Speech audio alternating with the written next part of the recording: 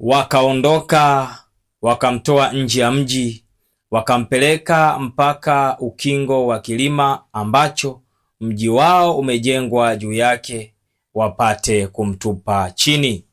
Luka sura ya 4 aya ya 29. Shalom shalom. Bwana Yesu asifiwe. Tumsifu Yesu Kristo. Ndugu yangu, ndugu yetu ambaye unaendelea kufuatilia mafundisho kupitia channel ya Mikono ya Kristo, Mungu akubariki sana kwa kutenga muda wako kufuatilia mafundisho ya neno la Mungu.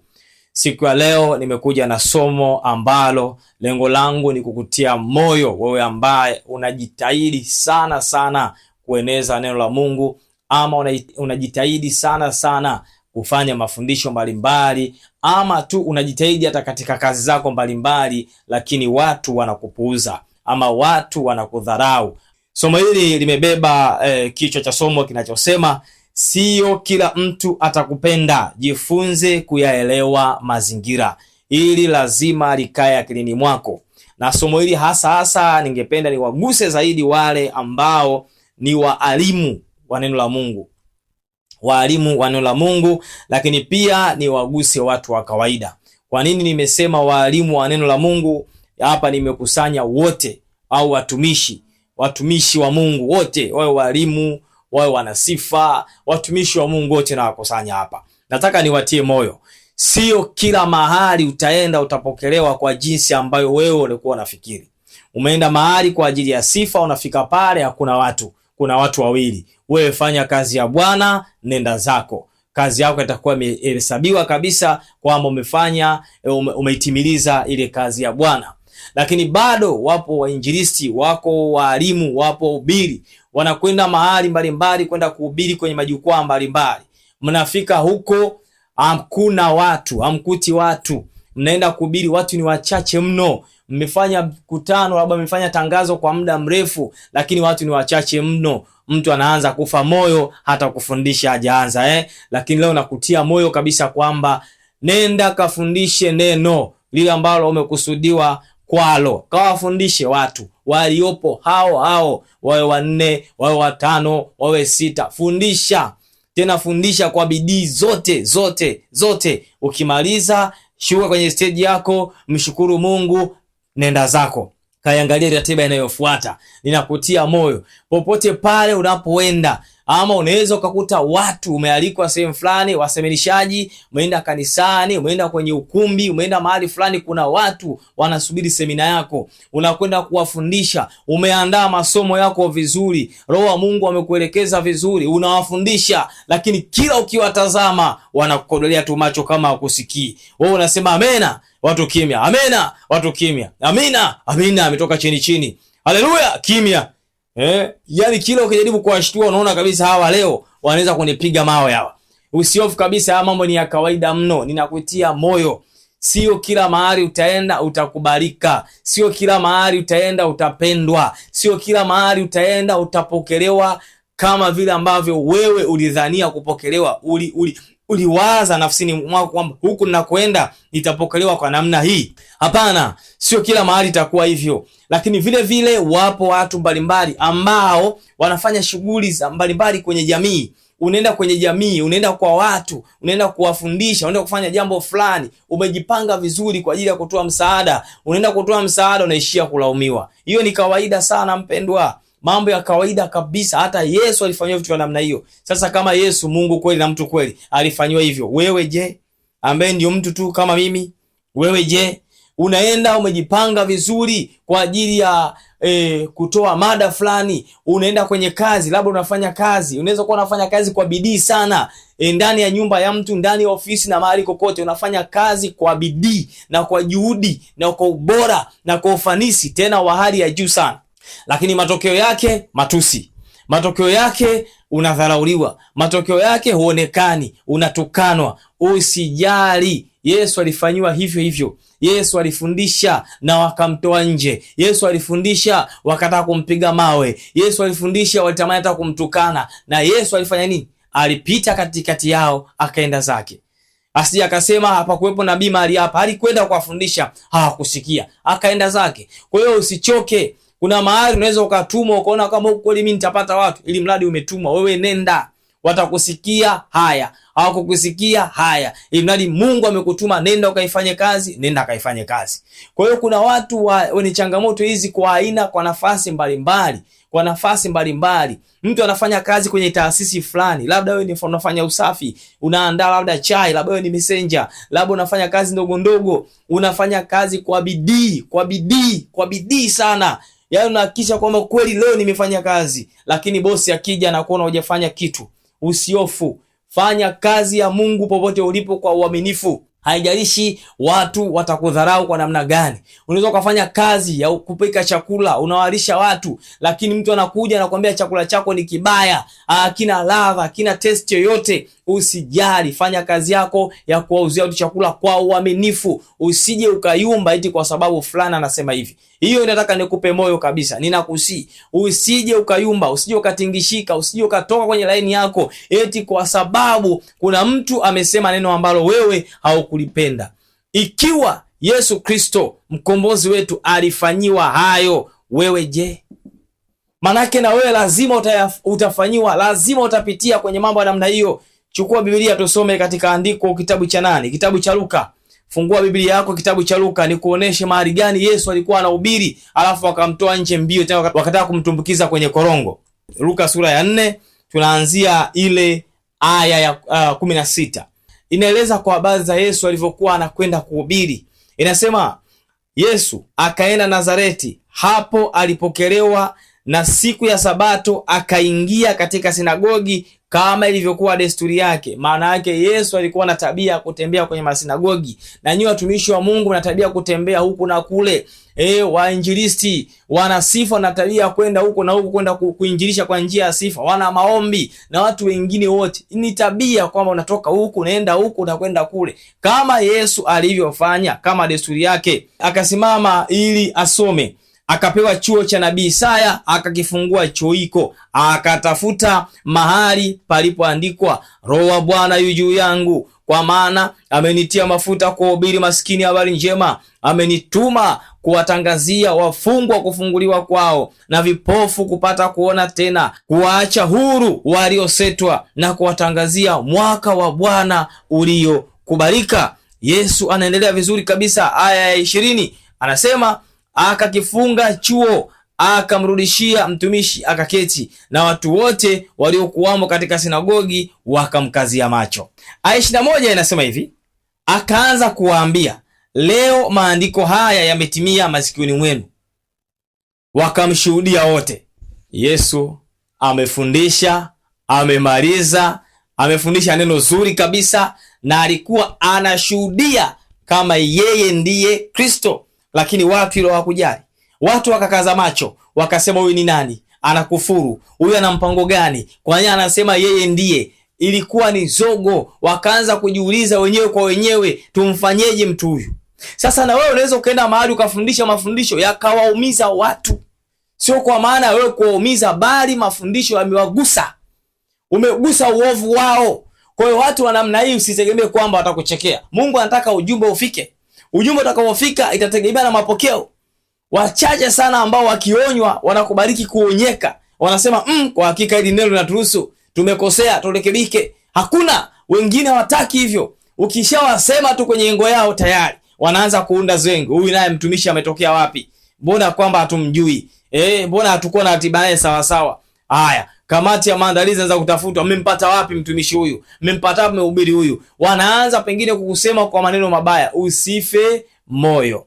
Yesu kamaliza kusoma chuo kile cha nabii Isaya, akaketi.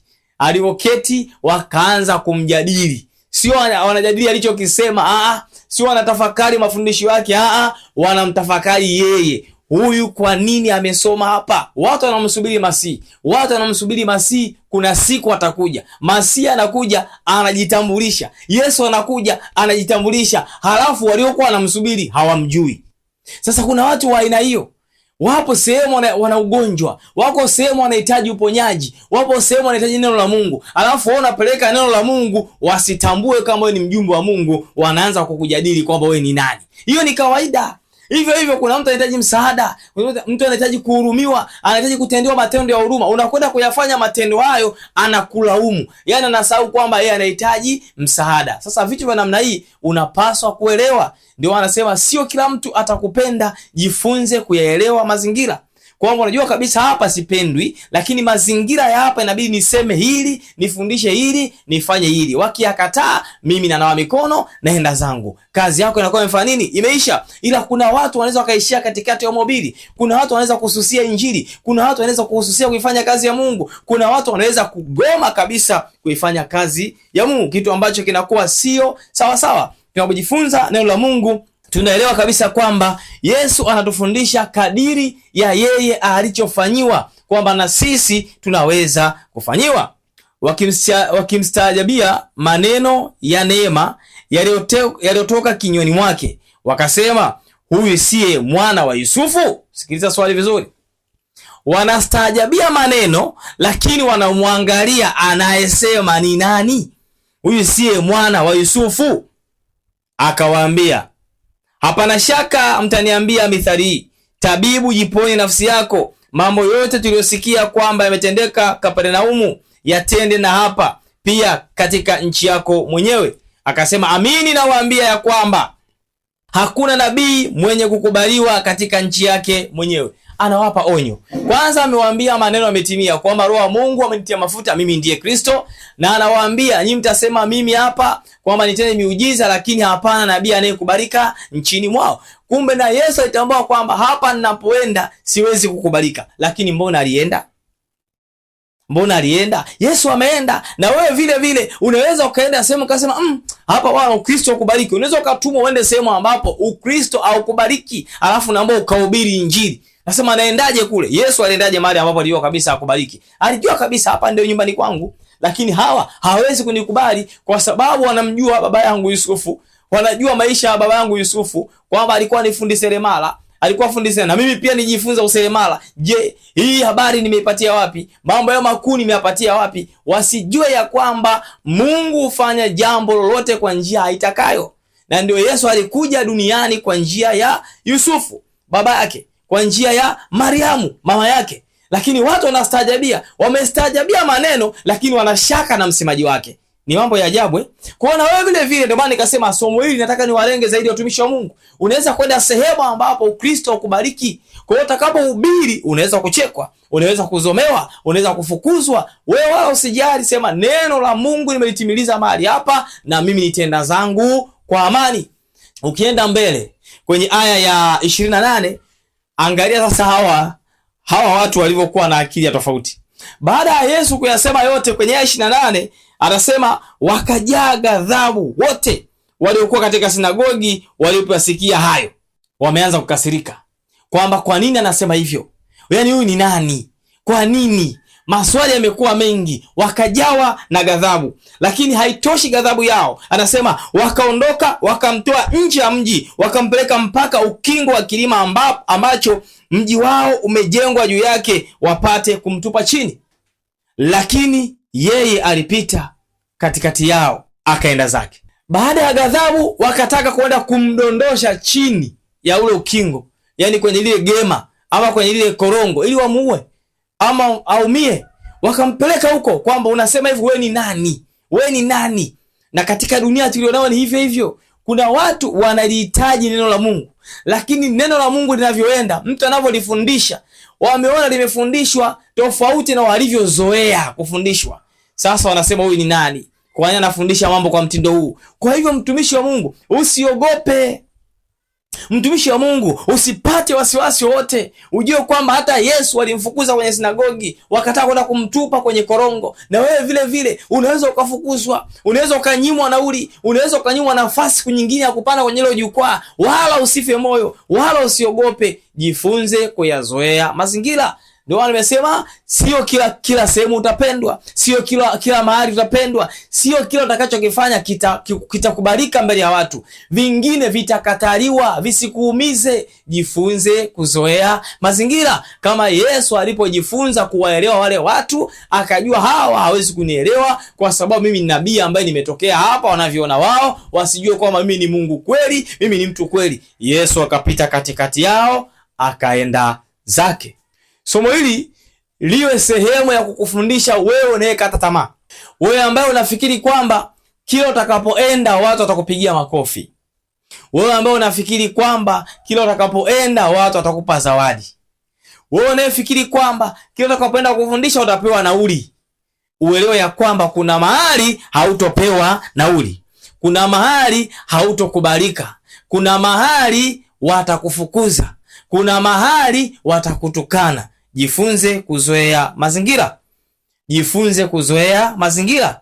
Chukulia ni sehemu yako ya utume, chukulia ni sehemu ya maisha, nenda sehemu nyingine, mahali ambapo utakubalika, utaona mapokeo yake na wewe mwenyewe utafurahia. Kwa hivyo likutie moyo, maana kuna watu wakitokea mambo kama haya basi wanakata tamaa moja kwa moja na kuona kwamba maisha yameshakuwa hivi na mimi huduma sitaki tena. Hapana, hakuna cha huduma sitaki tena. Huduma lazima isonge mbele. Yesu akapita katikati yao akaenda zake, na wewe fanya hivyo hivyo. Toka hapo, nawa mikono, osha miguu yako, nenda sehemu nyingine. Huo ndio utume. Utapigwa vita, lakini kuna mahali utakubalika. Kwa hiyo kuna sehemu utakubalika, kuna sehemu utakataliwa. Shalom shalom. Ni matumaini yangu ya kwamba somo hili limekufundisha jambo fulani. Inawezekana ulikuwa ni mtu wa kukata tamaa, lakini kuanzia sasa utaacha kukata tamaa. Yesu anatufundisha kwamba hata yeye alipitia mazingira magumu, lakini aliweza kusurvive kila sehemu. Na wewe vile vile upite na kusurvive kila sehemu, na Mungu akutie nguvu. Endelea kushare mafundisho yako wengine, lakini pia endelea kutufuatilia channel yetu ya Mikono ya Kristo kwenye mitandao yetu ya kijamii, Instagram, Facebook pamoja na TikTok. Tunayo channel ya WhatsApp inayopatikana kwa jina hilo la Mikono ya Kristo. Fuatilia huko, bado tunaendelea kutuma vipindi vingi tu, lakini usisite kushare kwa wengine. Na wewe ambaye unakuwa labda umekuwa mgeni katika channel yetu ya Mikono ya Kristo hapa YouTube, bonyeza button ya subscribe ili kila tunapopost vipindi uwe wa kwanza kupata vipindi, ama uwe unapata notification za haraka uweze kuona kitu gani ambacho tumekiposti kwa siku hiyo. Kuna eneo la comment hapo, unaweza ukacomment. Kuna kitu unataka kusema, unaweza kusema kwa comment, maneno ya kistaarabu kabisa. Nasi tunaweza tukapitia hapo tukatazama, yamkini tukaona kitu ambacho kinaweza kikaandaliwa somo, tukaandaa somo kwa ajili yako na kwa ajili ya wengine. Watu wote waweze kubarikiwa kwa namna ya kipekee. Mungu akubariki sana kwa kumetenga muda wako kutufuatilia sisi channel ya Mikono ya Kristo. Tukiwa kama timu ya Mikono ya Kristo tunasema Mungu akubariki na akuzidishie kila ambacho unaona kimepungua kwa kutumia muda wako kulitafuta neno la Mungu. Ulikuwa na mimi mtumishi wa Mungu Norbert Simon Mponga. Hadi wakati mwingine. Bye bye.